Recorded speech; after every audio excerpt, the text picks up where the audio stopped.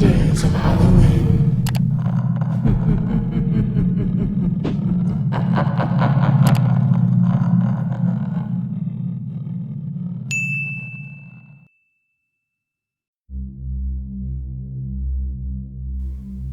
It was almost 20 years ago now since this happened, so I'm pretty sure no one is in imminent danger.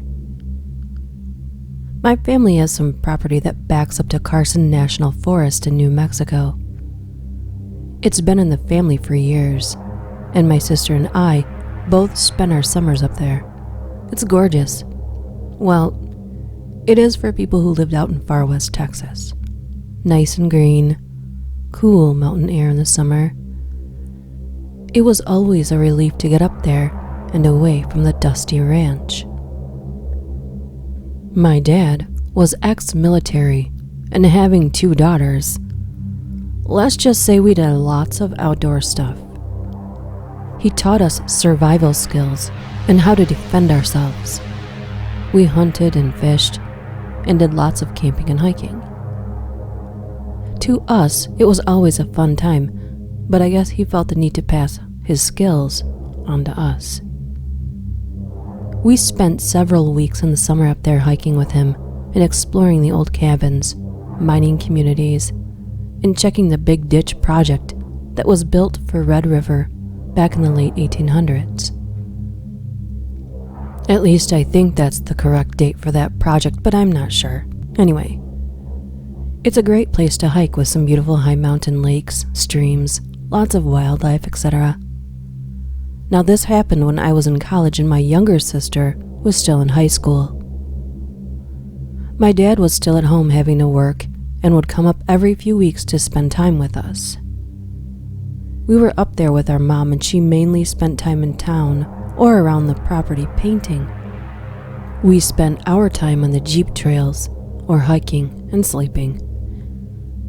It was late June, maybe early July, I think, and we had decided we were going to hike up to Lost Lake. It's one of my favorite lakes up there because if you look at it from a certain angle, it looks like a heart. We set off in the morning, and we were prepared.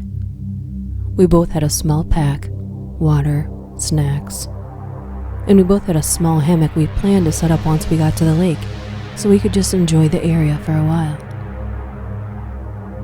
I will admit to being an outdoor type and swear when it's quiet enough, you can hear the trees talk.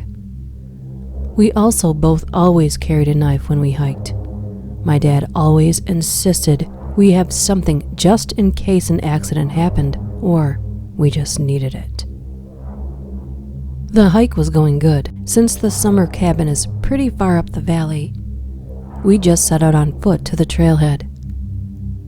To get to Lost Lake, you take another trail that goes up to Middle Fork Lake. Then you break off that trail for Lost Lake. We run into a few other hikers, but they're going to Middle Fork Lake. And we were pleased because it looked like we could possibly have Lost Lake all to ourselves. It's a pretty good hike with some long switchbacks, but totally worth it because the lake is just beautiful and a very pretty emerald green in color. We got there and saw that we did have the lake to ourselves. We hiked around the lake and decided to hike back a bit to find a good spot to set up our hammocks. We walked into the tree line and the first thing my sister said was, "Do you smell that?" And yes, I did. It was a dead animal with a strong scent of blood. We had both done lots of hunting and knew that smell, and that's when I saw it. It was a deer carcass, but what was around it was what disgusted me. Placed around the deer carcass in a circle were its organ, entrails, etc. But it wasn't like it was being cleaned. It's like they were placed in a certain arrangement, with little piles of rocks in between everything. Now I know how some people get disgusting with their kills, and I have had some guys try to gross me out, but I don't fall for crap like that. This made me uneasy. It wasn't just being cleaned. It was like it was set up in a certain meaning, or it had meaning. I stepped back from this weird circle, and then my sister starts to say my name but stops. Because then we see the guy who had done this.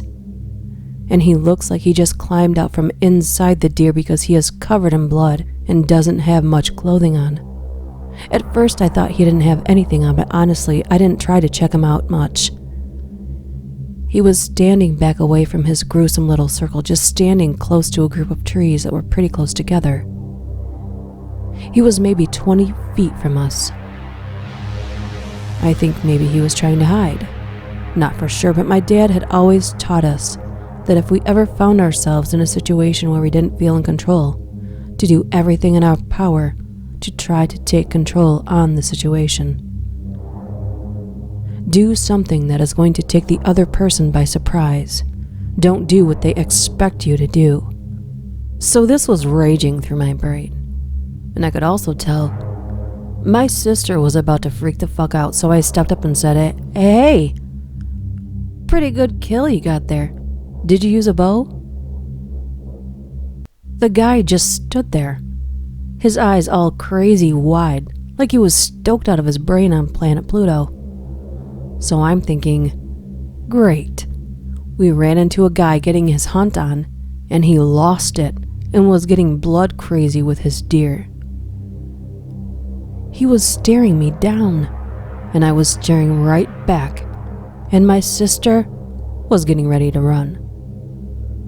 I still don't know what came over me, but I then put my hand on my knife that I kept on my waist just to show him that I wasn't completely helpless. I don't know why I did it, but something told me to let him know that I wasn't going to back down or be afraid. I kept eye contact with him, and I would guess he was maybe in his early 30s, but I'm bad at guessing people's ages. He was pretty dirty though. You could tell that even with all the blood he had everywhere. I start to back off, and my sister had moved behind me, so I spoke again and said, So, you have a great hunting day?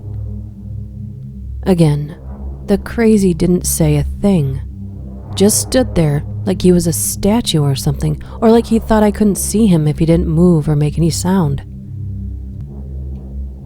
We moved back to the lakeside again and booked it around the lake. My sister stayed up front as she was shaking pretty bad. I was mainly pissed off at first because if he wanted to get all crazy in the woods with his deer, then he should have gone further back up in the forest.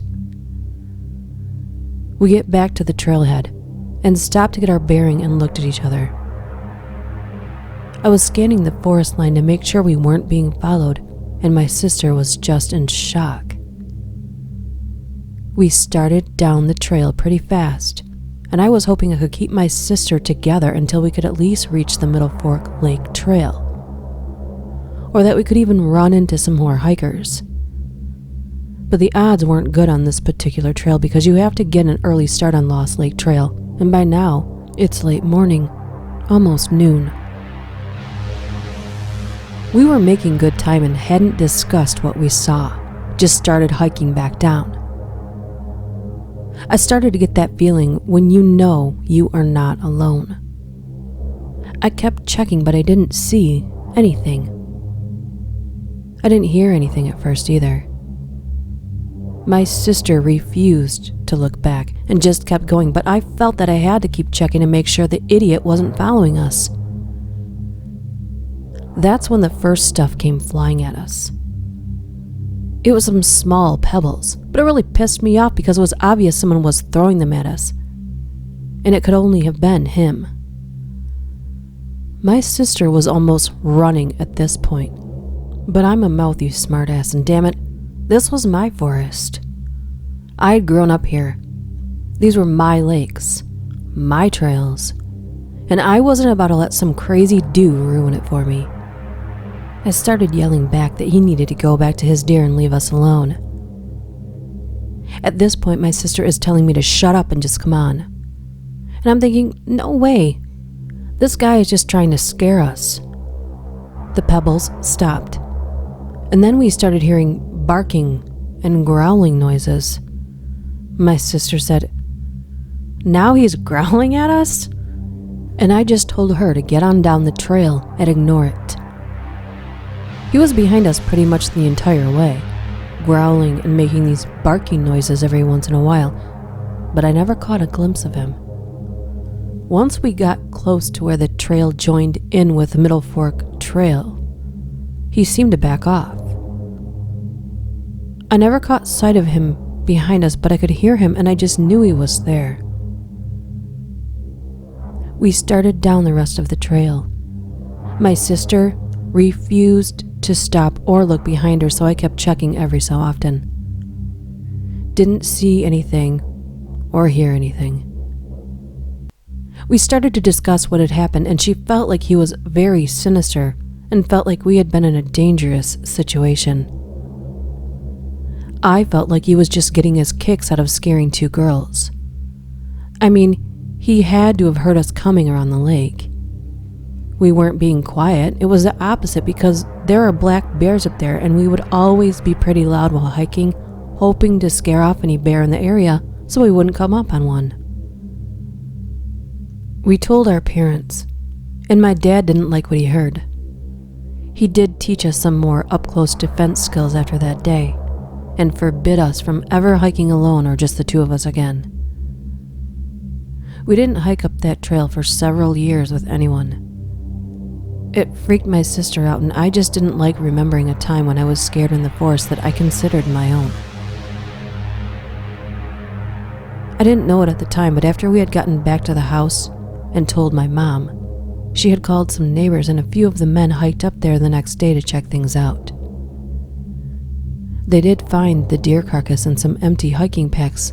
They also found a rustic campsite further back in the woods that had been cleared out as well.